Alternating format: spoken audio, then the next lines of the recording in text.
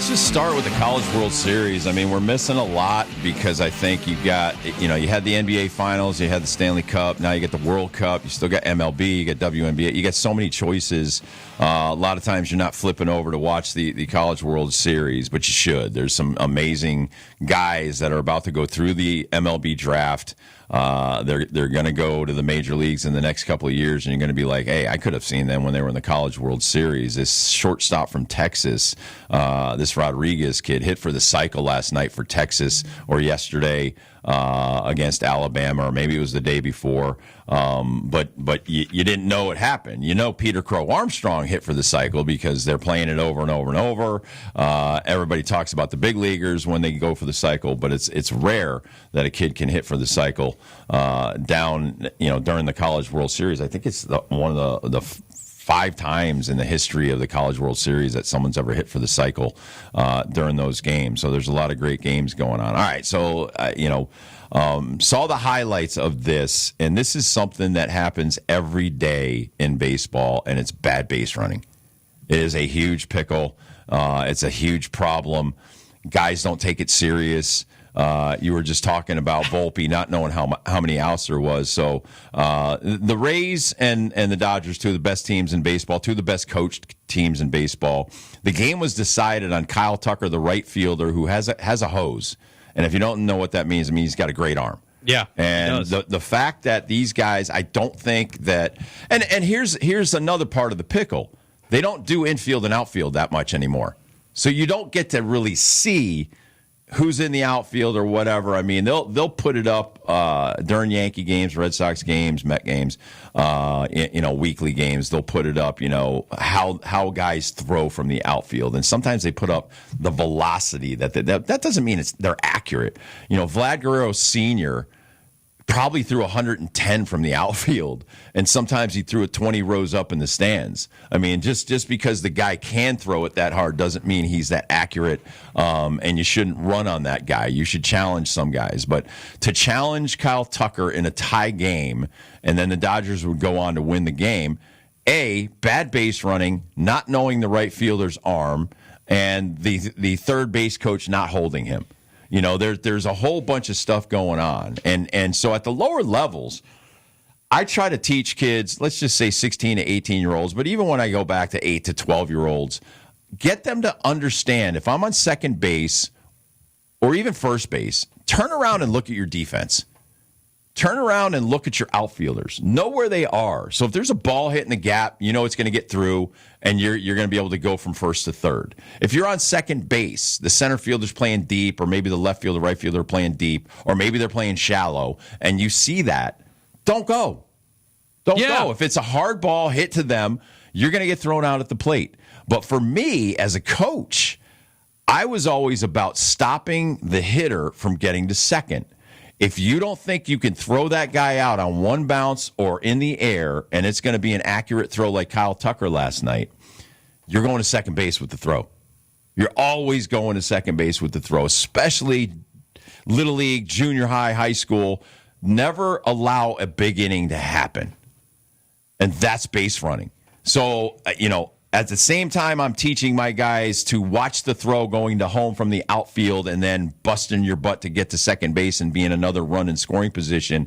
That's another thing that I was taught at a young age. That's something that's good base running. Paying attention to a throw coming in from the outfield, from center field, right field, it's coming into the catcher. You got to keep running from first base and get to second base. You should be standing on second base. So those are two real simple things that can help you win a lot of ball games. And you'll see a lot of these guys in the College World Series that are stealing bases, stealing an extra base, because that can be the difference between winning and losing. And Kyle Tucker said that after the game on the post game. This is why I liked what he had to say. He said, "You never know when stopping runs from scoring can help you win games. Just like you're always trying to score more runs, you're always trying to prevent them. Yeah. Thank you. And so, kudos to Kyle Tucker who I think he only has 6 home runs on the season and hit one yesterday, and he's only hit 2 at Dodger Stadium this year. That guy is one of the most well-coached, well-rounded players in the big leagues, and it's nice to hear a kid like that talk. Hence why he got a nice big contract in L.A. and 3-run home run, and that throw ends up the side of the game. I hate to laugh, but just for watching the video on Twitter, I mean, he's out by 10 feet. It's not even close. So what happens? Is this? I'd love to see the I would different hope angle. that Kevin Cash would talk to his third base coach and be like, listen, you got a slow base runner against a guy with a cannon. What are you thinking? Hold that guy at third. Why are guys running on Kyle Tucker? Why do guys run on Aaron Judge? These feel like they don't, like World Baseball Classic when the United States beat the Dominican Republic. They got timid because they saw Judge throw out was a Tatis at third. Why are you challenging guys that unless you've got a guy that's quick and you think is confident can get there? I mean, if he throws him out and it's a bang play, all right, you made a mistake. But to be out by 10 feet and see Aranda looking, I just watched the clip, realizing that he's going to get thrown out by a mile. No. He is out by a mile. It's just, and those are pivotal plays. That's a 3-3 game early, and Dodgers go on to win in a close game. But I see it a half a dozen to a dozen times a night. Guys getting thrown out at the plate, guys getting thrown out going first to third. I could go all the way back, and this is in the early 2000s when the Angels win the World Series. Mike Scioscia and his coaching staff were amazing. They were the best base running team in baseball, going first to third. They always knew where the outfield was. They could always, and their slowest guys, their heavy set guys, could make it from first to third, and you win championships that way. And it's unfortunate that these smaller things are happening. And you guys listen. You guys watch all the Yankees. I watch the Yankees, Red Sox, Mets, all that stuff. And I see it all the time. Tagging up, not knowing how to tag. If a guy turns his back to the infield against the wall to make a catch, you should be tagging up. If an outfielder is backtracking and you're on third and you got good speed, and let's just say he's 20 feet into the outfield, there's no way he can set his feet and throw you out at home. You should be scoring from third. But you don't need to be a wizard or a baseball savant of the game to understand that. Or just have common sense. Right. Like if the ball hits a dead straightaway center and you're standing on third base with 1 out or no outs, and he's trailing to the wall to the warning track, there is 0% chance that you're getting thrown out if you tag up. You have to tag up and score. But we see sometimes even second to third, or sometimes taking the risk from first to second, a lot of these players just don't have their head in the game 100%. You have to be paying attention every single pitch, including the time in between when the pitch reaches home plate and is thrown back to the mound. Like, we let see me that ask all you, the time. Ahmad Rosario or Caballero playing right field, and there's a fly ball hit to him over by the foul line. Are you tagging from second to third? I would. You would. I would because their infielders playing the outfield position. How accurate are they going to be? He's not an everyday right fielder. And he's admitted it as well. If that guy guns me out, then I tip my hat. That's a great throw, dude. That was nice awesome. One. Yeah. But 9 times out of 10, you got to take the risk. Yeah, I got to take the risk. And again, these are major leaguers. These are not little leaguers. These are not high school kids. These are guys that should have already gone over. I've got a shortstop or a second baseman or a third baseman playing right field. I got one in left field. I do like Dominguez in right field. Guy's got a good arm. He's looked better. He's got can he catch the ball? If he can catch the ball, he's going to throw people out. Progress. That's a problem. That's right. It's like, can you get both? It's never the best of both worlds with Dominguez. He'll make a great throw, but then he'll drop a routine fly ball. If Judge goes to DH, he should be your right fielder. I don't know. Do you like Spencer Jones out there more? I mean, who do you like in right field? I mean, Dominguez, I think I want to see more. I want to see more of Jones and get him more reps. I think Dominguez has earned a spot to at least give him the starting right fielder job. I mean, he's, as opposed to when he first was out here in the league. Who's hitting better right now? Jones or Dominguez? They're both not. I would probably say Jones. Jones is probably but we've had a very small sample size since Dominguez has returned. Yeah. The one thing that was promising as a fan to see is that Dominguez, when he got sent back down and he was doing the rehab in AAA, he's looked much better offensively from the right side of the plate. He's a switch hitter, but he was primarily a threat from the left-hand side of the plate. He's now shown that he can be a contributing factor on the right-hand side. If he can continue to do that and be at least serviceable defensively out there and not make these blunders, I think he's definitely, like Michael said, earned a spot in right. Which is kind of a shocker because most of the switch hitters are natural right-handed guys that switch over to the left side because they're closer to first base, obviously. But, the fact that you just said he's not that good from the right-hand side, that gives me pause. I'm like, really? That's kind of nuts. Yeah, Jones 233, Dominguez, like Nick said, limited sample size 211. Had a hit in Sunday's game against Toronto. So it almost becomes a take your pick, right? But now's the time.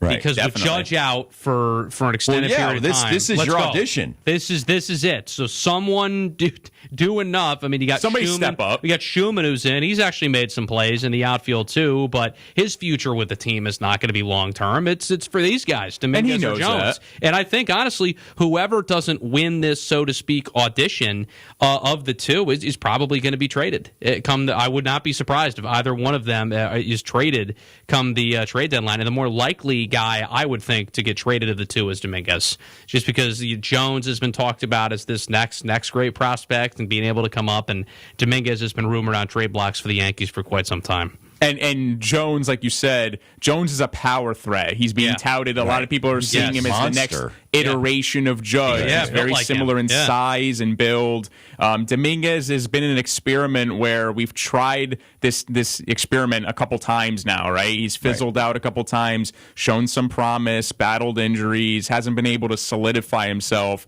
as a permanent spot in that 1 through 9 lineup. So I definitely do agree that if one of these guys is to go, it's probably going to be Dominguez that's used as a bartering piece in a trade deal. I think the problem is when you're sticking so many different guys out there in right field, they're not getting consistent at bats. You want them to get, 5 days in a row. You and I were talking about this, Nick, off the air. You can expose a guy playing 7 days a week. If you put like a backup infielder or backup outfielder out there every day because somebody gets injured, all of a sudden now they stop hitting because they were hitting like 2-3 times a week because they're sometimes facing like the fifth starter. They're giving somebody a day off, and you can expose that player. And I think right now when you're auditioning, but you're only getting 3 games out of 7 a week to play, that's not consistency. To me, it's very difficult to hit at the major league level because you could be the guy that's getting like the best 3 starters in a rotation.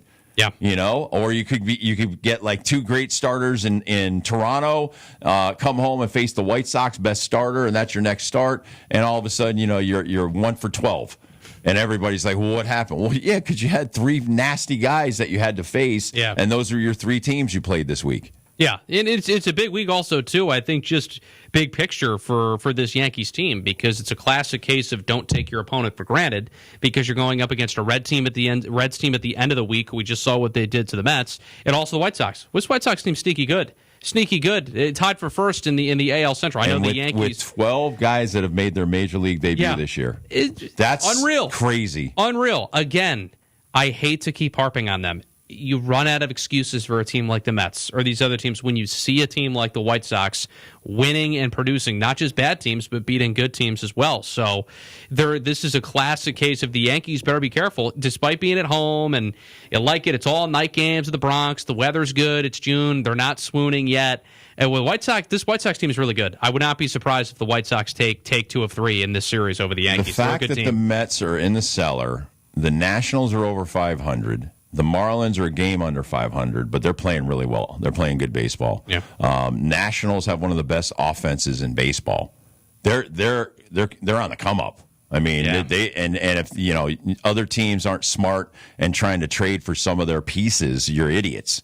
If the Nationals, who have switched general managers in the last couple of years, Mike Rizzo was fired, the president of operations, a couple of years ago.